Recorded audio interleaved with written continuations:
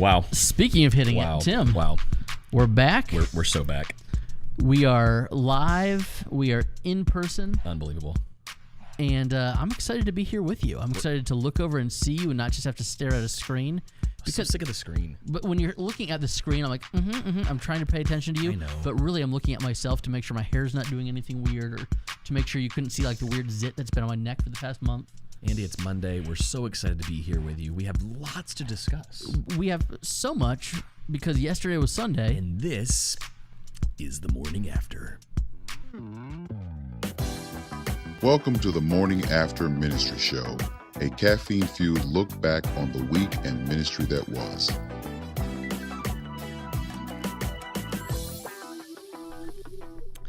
Well, happy Monday, boys and girls. We are here. We are live. We're right on time. Right at 11-ish. That's what time we go live every single week. I got the notification from your maps from Find My that said Tim should be arriving to your location at 11:10. When I leave my house, And I thought that's about right. I share my location with my good friend Andrew. Really? It's for accountability purposes. Right before you sent it to me, I checked to see where you were, and you were on Trinity Boulevard already. I was like, oh. I had to make a pit stop at the bank. I'm good. I'm good to go.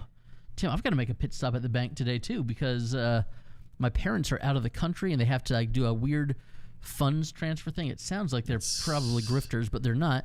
That does not sound legal. It's the joy of transferring money to a bank in Curacao, so my dad had to put me on Questionable their behavior. bank account. Questionable. I had to fill out all these forms just to run an errand for my parents. But it's what you do. Andy, we sold some things on Facebook Marketplace, and someone decided to pay in all ones. What did you sell on Facebook Marketplace?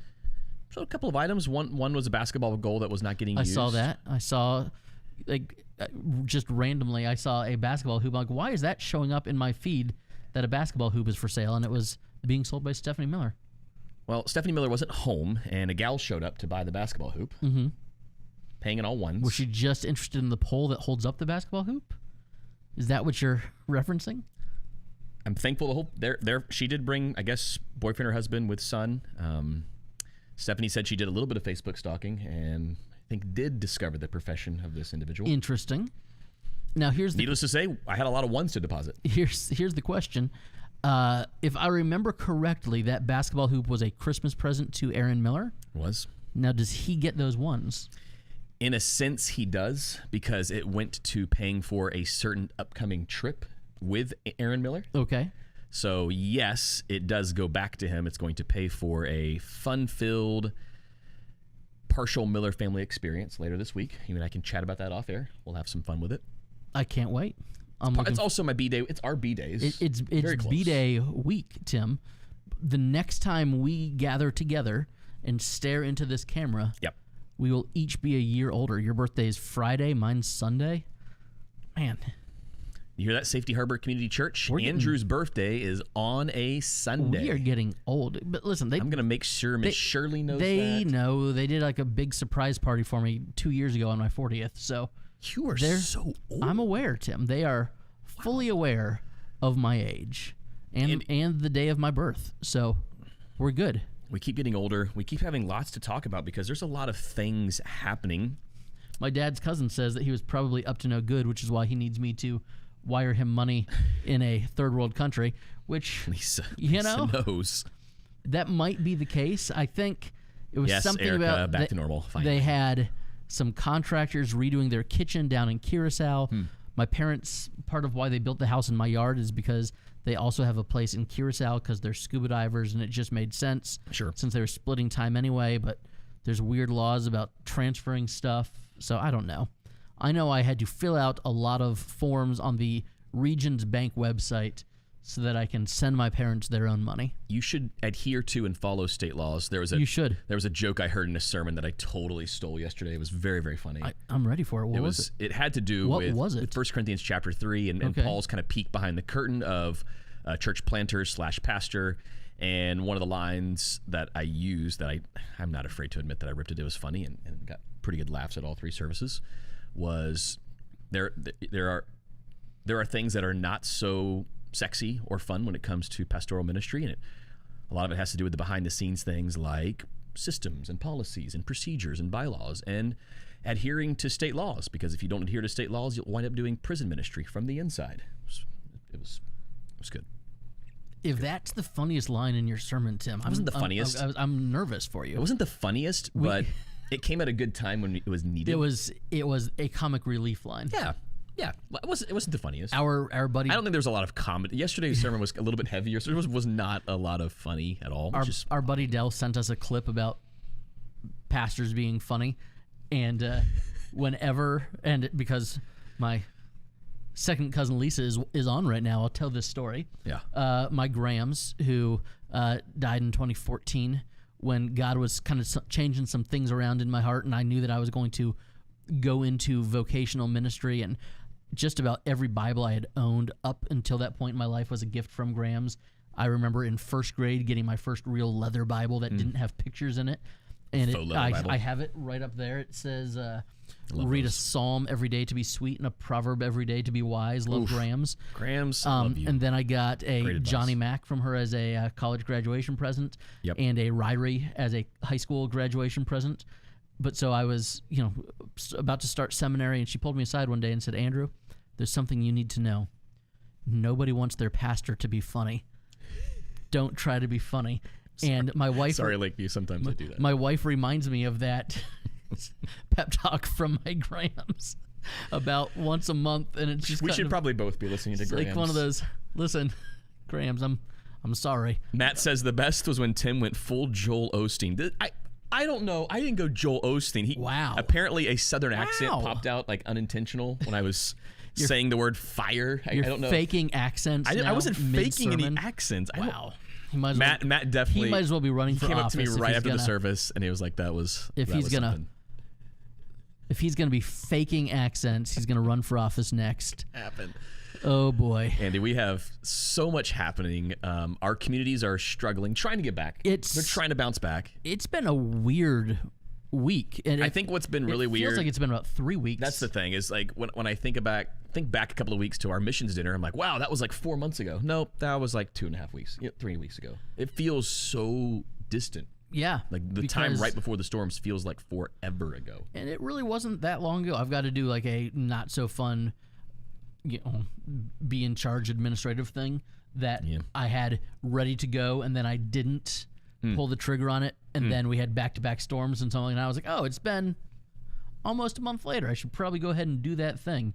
But I mean, you've been in people's houses, ripping up floors, sludging through. We have had teams. Drywall. We have had teams in houses. I was only able to get to one this past week. We had teams in houses nearly every single day this past week. It was weird for me because I had to decide. I need to prep a sermon. Yeah, that was what was so hard for me. I wanted to be there, boots on the ground with the troops, but also, I knew that we were back in action. The world was getting back to normal. Yeah, I had to get back to my normal schedule, and I had to prep a full-length sermon. The week before, it was not a full length. It was very much a short film. Yeah, the last Sunday felt very much like, hey, I'm giving the devotional at a prayer breakfast kind of thing. Yep. And so that's kind of how I was, and it was. Yeah, 1,000 words is a whole lot different than 3,000. Yes, you'd think it's only 3 times more, but it's really about 7 or 8 times more when it comes to the prep and the study that goes into it. Right. On top of that, for me, we didn't get power fully restored here at the church building until Tuesday afternoon. So when we recorded last week, I had said it was like the poltergeist. We turned everything on, and it wasn't good. It's very Halloween-y. They had to replace our line to the church, and then with that, we couldn't assess anything else until that was done. So they got that in, and then we realized, oh, hey, 2 of our air conditioners are out, so you guys can't look out the window, but Tim, you can look out the window to see our United Air Conditioning van that's there right now. That's like seeing superheroes. It is. In the state of Florida, seeing the AC truck. When you see the AC truck pull in and they're going to fix that issue, that is a big deal. But the problem is that I was the only one here. Shirley was in North Carolina. Glenn had been up in North Carolina and couldn't get back down until there was gas. And so we're trying to get things scheduled. We had to get our internet repaired. We had to get the power back on. We had to get the air conditioners repaired. Things you had to get done. So I'm juggling all these things, and it's like, oh, it turns out that having a good church administrator is an important thing. So it was just that little taste of, hey, Andrew, you're not doing this all by yourself. You should really be grateful for what everybody else does around here. Agreed. Because it was rough trying to, do regular weekly duties because, like you said, it was back to normal. Tried. On Sunday. Tried. But we did not lose power, but we lost internet 2 weeks ago. Yeah, you're still out. We were told it would be back. Then we were told it would be back. Then we were told it would be back. And it said, it was like, you'll have it this weekend. No problem. Well, Sunday morning rolls around and I get a text at 6:15 in the morning. No internet. That's a bad thing. It's a bad when you're thing trying to live stream services. 15 or 20% of your congregation is still tuning in via live stream. Yeah, so I was, I spent some of yesterday afternoon after church just responding to emails saying, yes, we recorded. We were able to record locally. We'll get it uploaded as soon as we can. It's hard to upload when you don't have internet. Here's my question for you, Timmy. Why didn't you just plug your either hotspot? Tried. And you couldn't? Mm-mm. You have a giant cell tower right there. Yep. We are in Safety Harbor, which has famously spotty cell service. And 2 weeks ago, before the storm, between storms, we were having internet issues. And I don't know if it's a connection issue with the iMac or what. It would connect to my hotspot, but it was not getting us on to the interwebs. So we had our Facebook live stream dropped, but our YouTube, because YouTube will just buffer and then get you caught up. Which is weird. YouTube lasted the whole time, but Facebook dropped about 40 minutes in the week that we did that. We used Starlink a couple of weeks ago as a backup because our internet was out, and Facebook decided to just continually upload every time it went in and out. So we had about 30 different streams I had to go back and delete. And YouTube, if you go back and watch that service, it'll just skip. Yeah. And it catches up, but you'll miss like 4 seconds or 3 seconds or 5 seconds. And so there was a very odd service. It makes me wonder if maybe you should just plug your phone in to the iMac and do your hotspot as a tether instead of... Yeah, that's true. Russell says no Starlink. No, Russell, we were told we would have Starlink. Unfortunately, it was being rented out. We have a contract that with a networking company that thought they had Starlink ready for us, and it ends up they had already rented it out, so we didn't have Starlink. Fios is there. It just hasn't been activated, so we've been back and forth with them. Have you wanted to just invest in Starlink during all of this hurricane time, like just because it would be super cool to have it around? It would be such a great backup. Have you might be tempted. Have you heard about the? I think she was a chief master sergeant in the Navy. She was like she was on a ship like in the middle of I think the Indian Ocean, and they had used the petty funds of all of the seamen to buy a Starlink, and then they had internet repeaters throughout the ship so that they had actual Wi-Fi while at sea, which made life for the sailors, so all of their quality of life stats were off the charts. Sure, and then the Department of the Navy found out, and it turns out that if you can get a satellite connection, the satellite can find you. Ooh, and so that's true. It's a very big deal. It's an ongoing that's scary. It's an ongoing case in the military courts. So Andrew, I don't think that would be anything that we would have to deal with because no one would trust us to be in charge of an entire ship. But we're fine. People know our location. Just look for the giant cell tower across. You can't miss us. But also, I wouldn't do very well without Wi-Fi for months at a time. I don't know that I would. I had 3 or 4 days without Wi-Fi, and I got very cranky. You were shaking. It was bad. It was very bad. bad. I couldn't play my video games. I couldn't watch my shows. What's the point?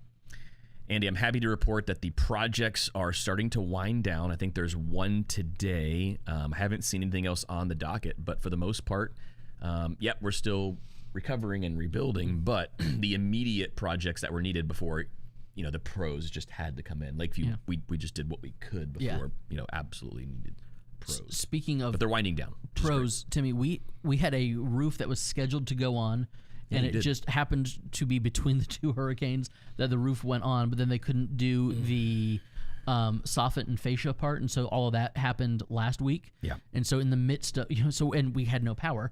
And so they're out here with generators and air compressors, doing all the stuff. So and I was it's texting pretty you. Exciting. We've got when Milton was on the way. Like, is the roof on? Yeah, and they're getting it on. Is there insurance? So when on the the hurricane roof? What's the warranty? happened, we had the roof on, but then we just had exposed plywood for the. Oh boy! But it was just the fascia. We were fine. We're good. Lisa's so right. You would not have survived with dial-up service. Ugh. Listen. I remember dial-up. I would say I'm older than Tim. I'm one of the people that started I remember dial-up. high school with dial-up and physical encyclopedias, and by the time I graduated from college, everybody had a T1 And see, line. that was middle school to high school for me. Yeah. I was 10 years old when AOL became very popular. You've Got Mail. There's a movie I had my called aim. You've Got Mail once. I don't know if you're familiar. Saw it in but theaters. she really hoped it would be him. I remember, And also, daisies are the friendliest flowers. I remember changing my away message on AIM, and it was always like cryptic, hoping that girl would see my away message. You've been dating your wife since you were 14. Yeah, this was when I was 10. Okay. This was another life. Tim, I was the only person in my dorm room. When I showed up to college as a freshman, there were 4 men living, well, me and 3 men, but there were 4 adult males living Where's this going? in the same room. And I was the only one that brought a computer with me to college. Oh, boy. Because 2001. Yep. Hey, there's a computer lab for all your typing needs. Yeah, that's where you went. And Brian Clevin, I don't think you're watching because I don't know where you are right now. I don't know where Brian Clevin would wait until I went to class, and Tim, he would sign me out of AIM so that he could put up his away message on my computer. Not cool. I was like, hey guys, you can all use this, whoever needs it. I was playing soccer, so I was out of the dorm a lot more than they were, so I was trying to be, cool for everybody. But Tim, I was going through a long distance breakup. Oh, that's painful. My AIM was all I had. I know. And Brian Clevin, that punk, would sign me out to put up his message. We should get him back. We should steal his iPhone. I'm fairly certain he's like 45, single, and living Change in the his middle do of not nowhere. disturb message. So It's the same thing. It's fine. Life has gotten him back. It's fine. It's cool. What? It's cool. Andy, something very interesting happened. I think I mentioned this last week on the show, but just before Milton hit, I'm still so embarrassed that a storm named Milton was so bad. I know. Couldn't we name him Thunder? That would have been way more impactful. They should name all hurricanes after American gladiators. Hurricane Laser. That would have been intimidating, at least. That would have been. I'm sorry. You were talking. I interrupted. This is what you always do. I know. Everyone knows this. It's part of the shtick at this point. Okay. You just have to. My wife said, "Hey, have you checked the neighborhood Facebook chat?" Which I'm not a big. Are you a big fan of the neighborhood Facebook chat? I don't have a neighborhood Facebook chat. We have 2. We have 2. I live in an unincorporated cul-de-sac. There's 15 total houses, and the median age of the owners is probably 71, 72. Listen to this. So we have 2 neighborhood Facebook groups. One is the quote-unquote official one that the HOA established, the board of the HOA. And because of all their restrictions and muting posts, a group of homeowners decided to start another one where they have vowed, we will not mute or censor anyone's posts. Wow. You can post all the dog poop photos you want, because that's like the main thing on the Facebook. Is that what people were muting, that somebody walked their dog and didn't clean it up? That's like the big fight continually. Or this idiot's parked in the street again, and then they would take a picture of the car to publicly shame them. And in the official Facebook, are you not allowed to park in the street in your neighborhood? The official Facebook group would then remove the post because it would get ugly and people would be shouting. But this Facebook has gotten spicy. Now, the story I'm going to share is not really all that spicy. It's actually a little bit sad because we had one of our neighbors reach out and say, my dad's dying, hospice just left.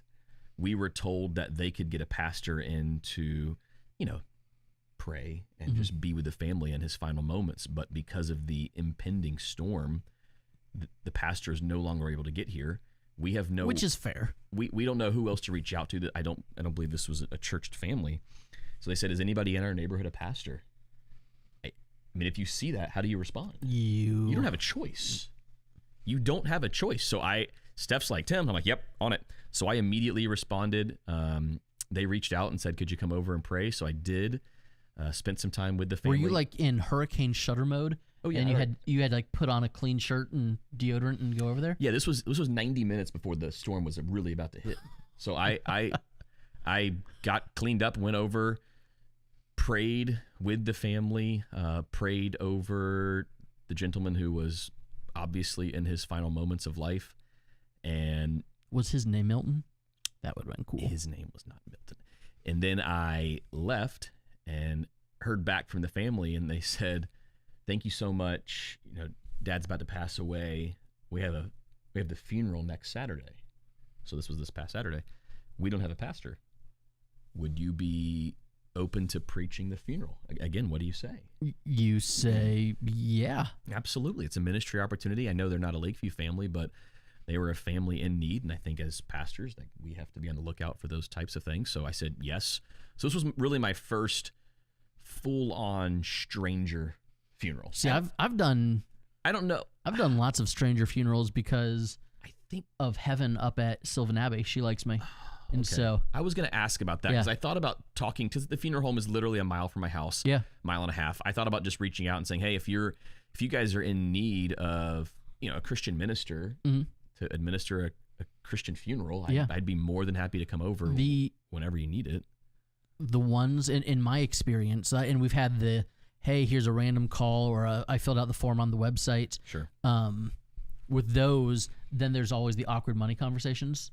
And that happened. Yeah, the awkward money conversation happened. Which is always just super awkward. But when the funeral home arranges it, they usually have that taken care of. That's true. And so then you come in and you're the hero who's coming in to save the day, and the funeral director slips you an envelope, and you don't have to... See, that would make my life much easier, because I typically tell the family, look, if you want to compensate me for my time, that's fine. Whatever you decide, I'm more than thrilled with. Thank you so much for doing so. And they did end up doing that, which was awesome, and they didn't have to.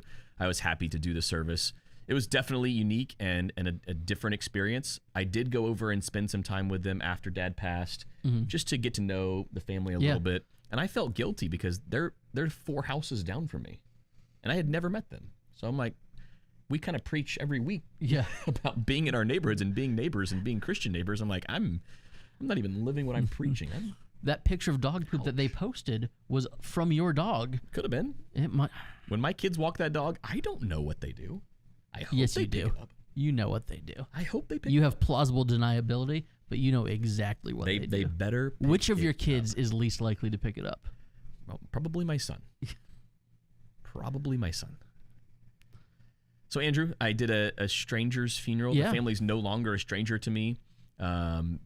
We've been in touch since then. And here's the really sweet thing was that when they reached out to me and they just thanked me, they said, you know, we actually ended up feeling so calm during the storm and during our dad's passing.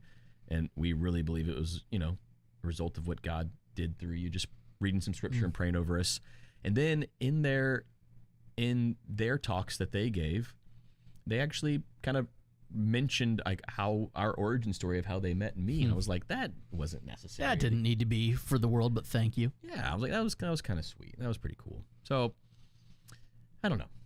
It's definitely a different ministry opportunity. It's very odd doing a funeral for someone that you don't, that you've never had a conversation with. Right. But the other thing that's odd, and we talked about, you know, the side gig that you do now way more than I do, but of being at strangers' funerals. But I'm at strangers' funerals all the time. I just don't preach them all the time. Because we got good at doing this when COVID happened, we knew how to live stream. Funerals needed it. So Tim now has an LLC that is gonna someday change the whole world. I don't know about that part. It's a very small company that I run on the side. We live stream funerals. We do, you know, a couple a month, 2 or 3 usually. But nothing crazy.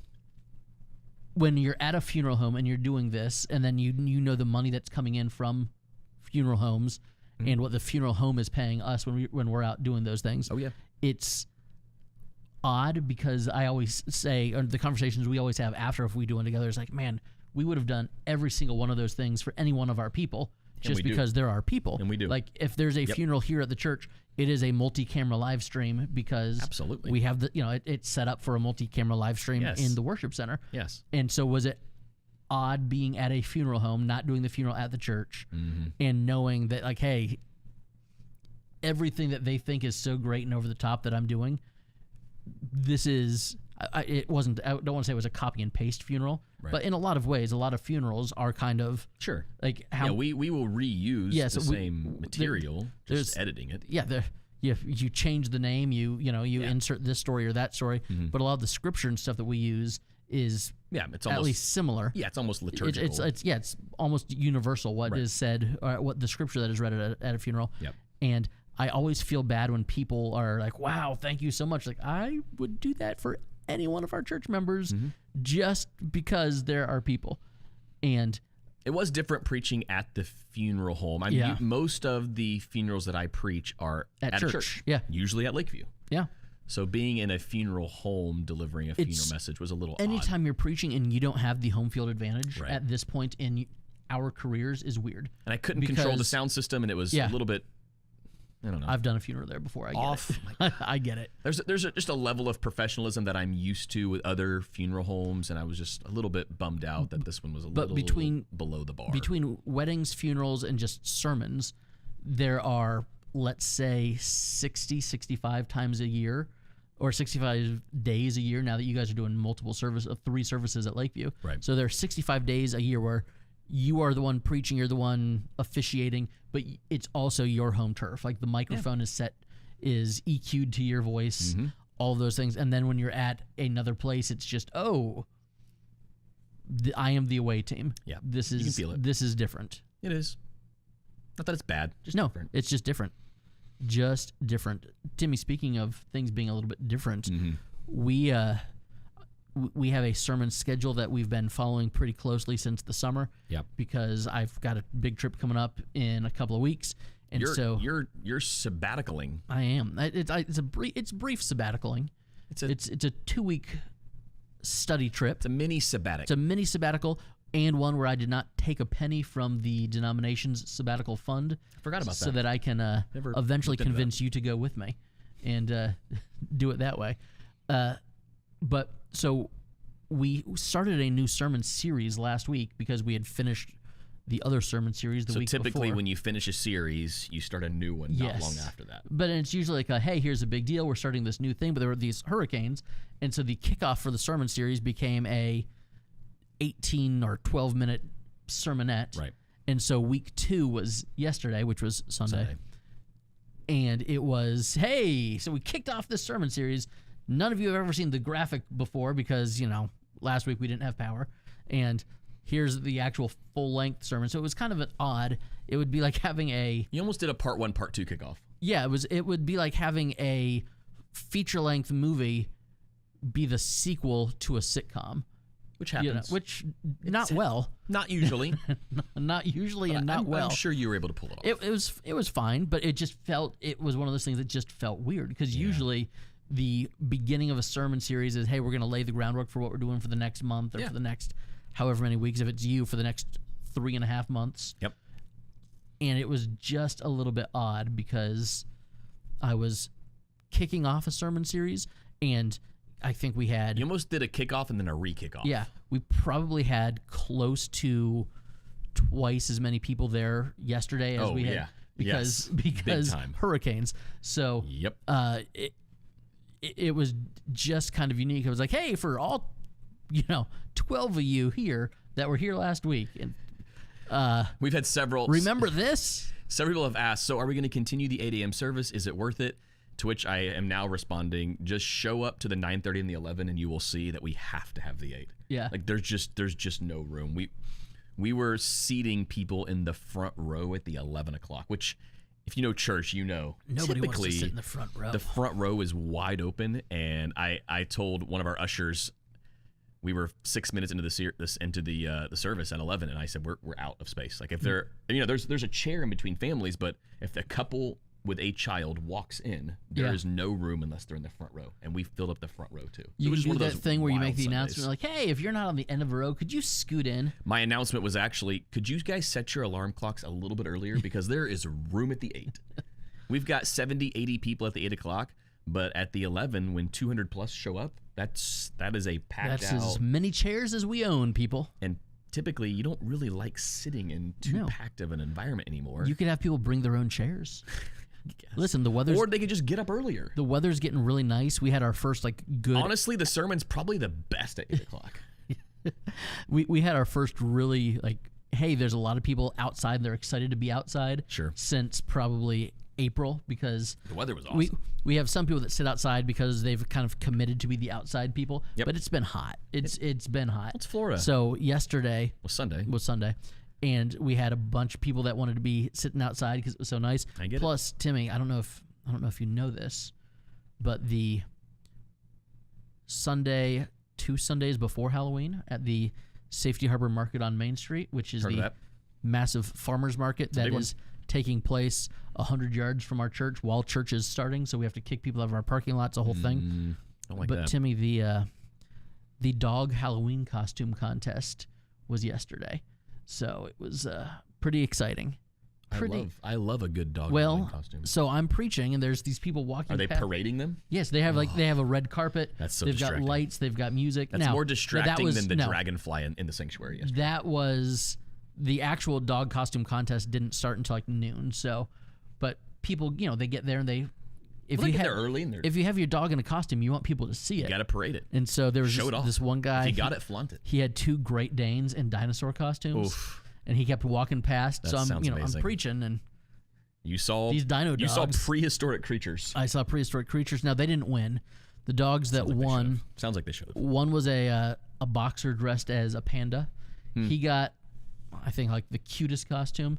The most creative was a brother and sister dogs. One was Fluffy, the 3-headed dog from Harry Potter. Heard of it. With Buckbeak. Heard of it. So there was a Harry Potter themed, and then the one that won was a paw reader, and it was a dog in a wagon with like a crystal ball and stuff. That sounds satanic. It was. I wouldn't know. I went home and I I'm a consulted Christian. the Ouija board. I am a Christian. I don't have a Ouija board. We have not ever owned one of those. Saw them in Target and Walmart growing up. Listen, My parents would shield my eyes. Don't look at them. I'm a little bit freaked out by them because I've Bounce seen the some ice. scary movies. Bounce the ice. I've seen some scary movies. So Andy, we also were able to get back to normal. I'm with you. It felt weird. We jumped back into 1 Corinthians, but we're 8 weeks in. So yeah, it was like we took 2 weeks off, and my dad preached the one before that. So I had not. You hadn't preached. I hadn't preached Corinthians in like 3 weeks, which is almost a month. Feels like a long time. So like how much of a recap do you do? And I build in previously on Corinthians, like the words recap. Quit sleeping with your stepmother. So really what I've been doing is I'm scanning the room. If I'm seeing more than 5 or 6 fresh faces, I'll do a longer recap. But like the 8 o'clock, I'm like, I know all of you. Yeah. Like you don't really need the full recap. You've been here. But I will scan the room at the 9:30 and the 11, and I build that into the manuscript. If I need some more time, in I can my do brain a right more now, I'm extended trying to recap. write a song called "Recap to Corinthians" to the tune of "Remix to Ignition." Yeah. We could write workshop it next week. Okay, We'll open with with the recap to Corinthians. Corinthians. Bounce, bounce, bounce, Could be so bounce, good. bounce. It could be so good. It could be so good. It's gonna be really, really good. We jumped back in. R. Kelly will be so proud of us. Week 8, 1 Corinthians chapter 3, right, and it was right For- smack for- dab in the for the middle record, of the chapter. R. Kelly doesn't listen or watch this show. Yeah, you might. They might have it in prison. We're huge in prison. Adam, That's welcome, like the buddy. Second prison ministry comment we've made. Why is that so weird? There was a church that was like looking to like, hey, how do we? Adam says we can get. Man, we're here. We're live. Yeah, we're good. We can get started now. There was a church. I don't want to mention any names because it's local-ish, and they were like trying to be one of those. Hey, we're going to be X number of people by X date. Love those. And it was what do we do? And they went in and they basically hired the Pinellas County Jail chaplain to become one of their associate pastors for Smart. So that they could claim everybody at the Pinellas County Jail was part of their congregation. Stop. Are you serious? What? It looks good for the numbers. What are we doing? It looks really good. What are we doing? Listen, you send one acoustic guitar player in there a week with a video message. 3,000 added to their number daily. Not tithing a whole lot, but they are a captive audience. Literally. Wow. So you're in the middle of the chapter. We're in the middle of the chapter. We're back into our sermon series. I'm honestly feeling way more at home.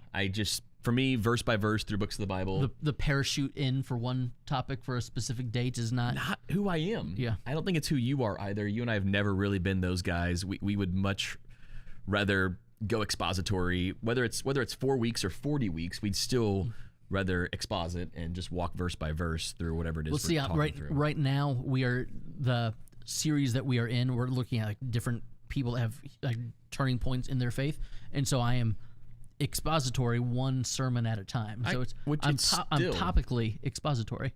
And if there was an okay compromise in my mind, that would be it. Yeah, you're not bouncing necessarily in the week. I'm not. You're camping out in a text. I'm not cherry picking this verse and this verse and this verse. Right. So I'm okay with that. But feels good to be back. It did help provide. It felt somewhat like a more of a normal worship service at Lakeview, which I think a lot of our people.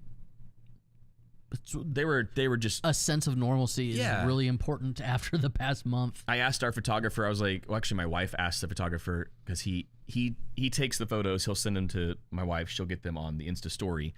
And he had taken a couple of hug shots, and she texted him, was like, get all those. So when I got the photos last night, the professional ones with his really nice camera, and I'll probably do a post tomorrow about just like, is there anything better from just hugs? Is there anything better than a hug from your church fam? Like, that's.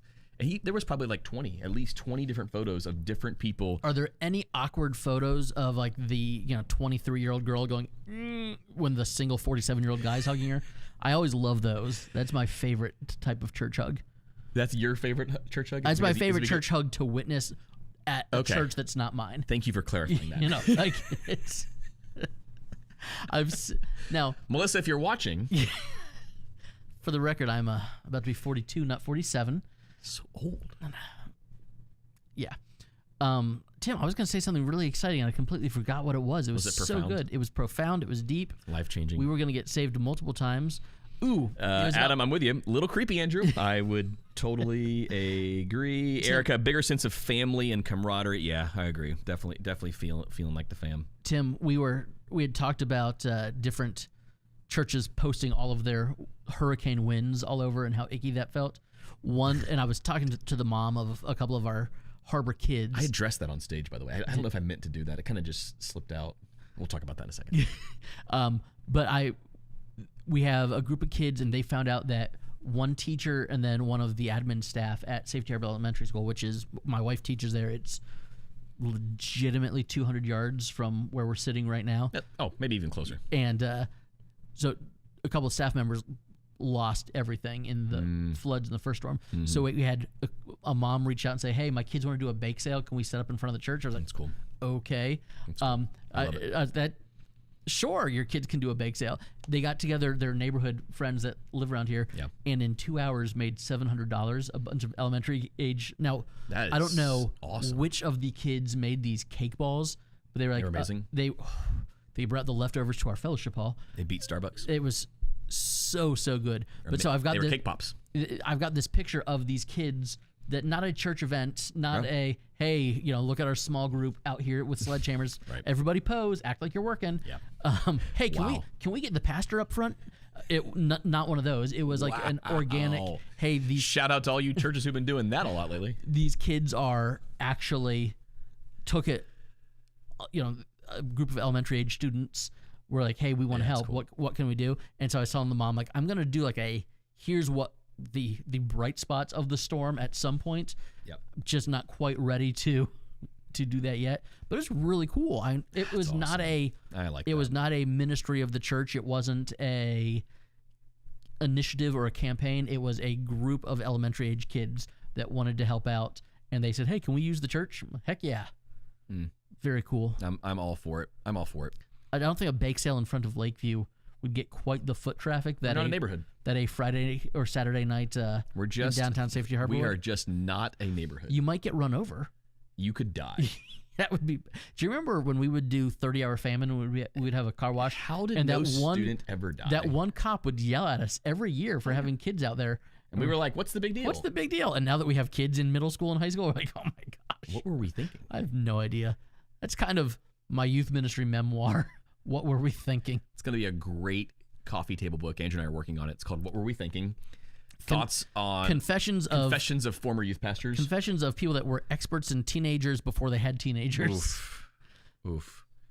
Andy, I got up at the 8 o'clock service yesterday, and I was thanking our people because there was multiple teams in there who I knew were in houses, and I kind of just said, we've opted not to post all the photos on all of our socials, and I think I was kind with it. I think I explained it well, and the whole thought behind it was it's not about promoting. And you realize you had Lakeview. 7 visitors from. And that was at the 11. Okay. And I did mention we have a private Facebook group, which is it's for Lakeview peoples. Yeah. So if you are a member, you're a regular attender, you can jump on. It's called Lakeview Life.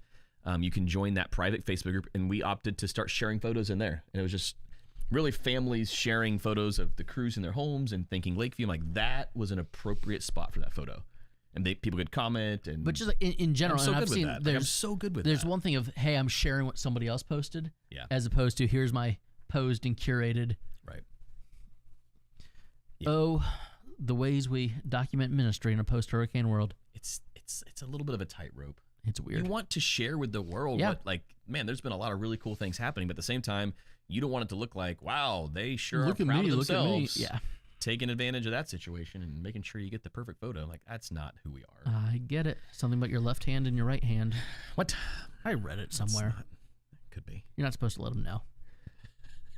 It's true. How does that happen? Because your brain I mean, are you knows- left-brained or right-brained? I don't know. And what if my feet do it? Is that okay? How I hope technical are you're we not getting? serving anyone any food. Tim, how weird has it been for you? Now, last week, I understand it was a weird Sunday in general, Yeah. but also your Jaguars were terrible.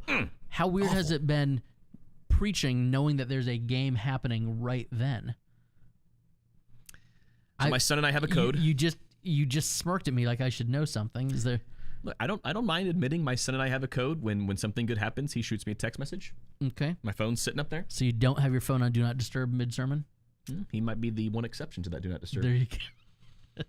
I would Sometimes you start pounding your fist look. on It the happens pulpit. once a year. Now it happens twice a year, where the Jags play right in the middle of service. So I may or may not glance at the score a couple of times before I preach, just to kind of keep an update on the game. And if we win, which we did yesterday, obviously I'm in all teal.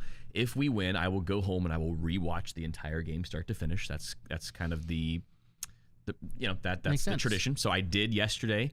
My son was keeping me up to date. I think he likes the idea, and he probably watches. We couldn't live stream yesterday, but I'm sure he watches live stream, so he knows when I glance down to kind of see the update from him, which I think he just finds hilarious. Now, last week in my brain, he was sitting in the worship center watching. Yesterday he wasn't. Okay. Last week he was in the worship center, and my sound guy thought it would be funny every time the Jags scored, Russell, you're probably watching, he would throw up the touchdown sign from the booth. Which meant he didn't throw up the touchdown sign. I only got at one. All. So because I only saw one, I was like, this must not be going well. Which last week it did not. Yesterday it did. We looked like an actual team beating a bottom feeder franchise. I'm pretty sure you and I could play against the Patriots right now. So bad. They're not good at football. Look, it happens once or twice a year. It's a weird feeling. Did you watch the Sunday night game last night? I glanced. Russell Wilson looked like he was 29 again. It was the Russell Wilson of old. Pittsburgh's going to be a problem. They always are. Well, they always. Coach Tomlin, yes, he just wins. But if they doesn't matter who's there. If they can score 30 points a game, there's no way their defense is giving up 30 points. Tim has an in-ear. Now that would be next level. That would be hard. An in-ear, or if someone could just speak into it. That would be really, really difficult. That would be so tricky. Brittany says, I couldn't watch last week, so I watched the Jags in London. That's kind of like church, right? It's basically the same thing. Watching the Jags makes you pray a lot. So Jags being terrible, how was that different than any other week? Have you seen the meme going around that says the text messages I get on my birthday, and it's like 2? But it's the text messages I get when my favorite sports team loses, and it's 120. Yeah, that's you every week.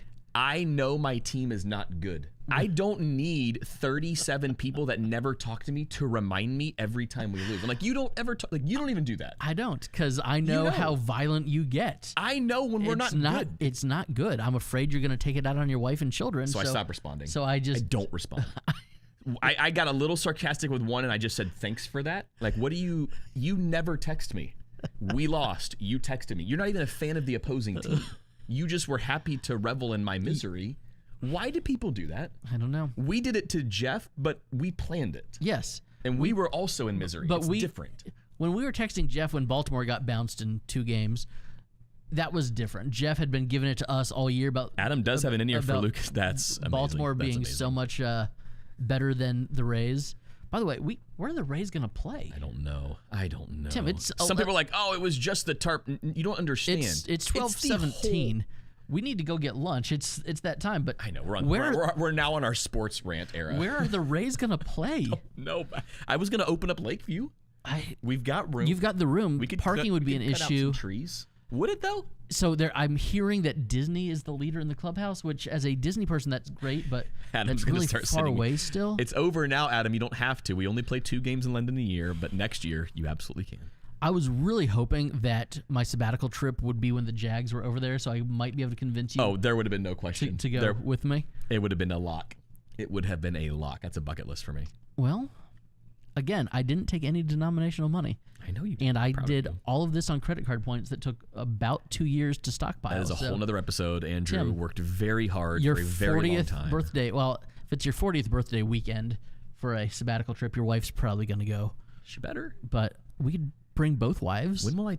Oh, I'm 3 years away from that. I'm 2 years past that. I'm very old. Oh my. I'm very old. But that's okay. Listen. 3 years. My daughter will be graduating that year. And if she's anything like her mother, she'll be getting married a few weeks later. I could be a grandpa in 4 years? I mean, yeah. Was Steph 19 or 20 when Emily was born? 19. No, 20. No. We got married when she was 18. Then she turned 19. She gave birth to Emily in June. Her birthday's in July. So she was 19. Well, how old is your eldest daughter? 15. Math. What should my name be? Should we work on this now? I could see you as a poppy. A poppy? Sounds like a troll. Also, for the record, your daughter's not dating anybody right now. So, she's not.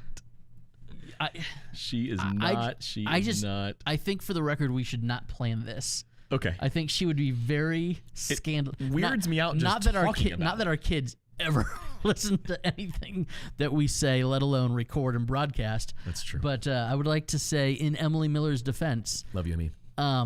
I don't think we should be planning this. Gramps, that's a good one. My parents, when my sister was pregnant with my niece Sophia, they were trying to pick out their grandparent names, and my dad, if this gives you any idea of just how pure in heart the man is, he thought it would be really funny if their names were Twinkie and Ho-Ho. Oh, that's something. Why?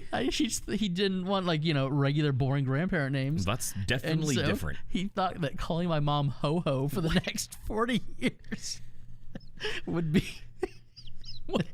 We have gone off the rails. Completely off the rails. Twinkie and Ho-Ho. I need a burger. I need to eat. I need to get some protein in me. What are your parents' names? Nini and Papa. Okay. And it has been the right of the oldest grandchild to name them. Yeah. That's kind of how it was for my in-laws, who are Gamma and Tapa. Okay. Emily did that one. Yeah. So I feel like the oldest, whatever words come out of the oldest grandchild's name, that's kind of like a rite of passage for them. Wouldn't you say so? We have Gigi and Pop and Pappy and Mima. I mean, so Adam says Papa Tim Tim. Papa Tim Tim. I think that makes sense. We have lost it. It is lunchtime. I'm starving. We are clearly having glucose crashes at this point. It's getting bad. And you've got work to do. Yeah, we do too. We've got lunch to eat. Yeah. And I apparently have 200 emails I got to catch up on, which it's a lot of emails. I don't like Tim. seeing that number. Look at mine. I've got 8. This is just from the show because I am a zero inbox. I am too. Kind of guy. It's the weekend. I typically get a little behind on the weekend. I catch up on Monday. It's Monday. It's time to catch up. Eat some ketchup on a burger. Gross. What? Ketchup on your burger? Why wouldn't I? I'm probably gonna get the quesadilla burger today. I'm a barbecue sauce kind of guy. Nothing wrong with that. Or just mayo. Get it done. Hey, we'll see you then. We already miss you.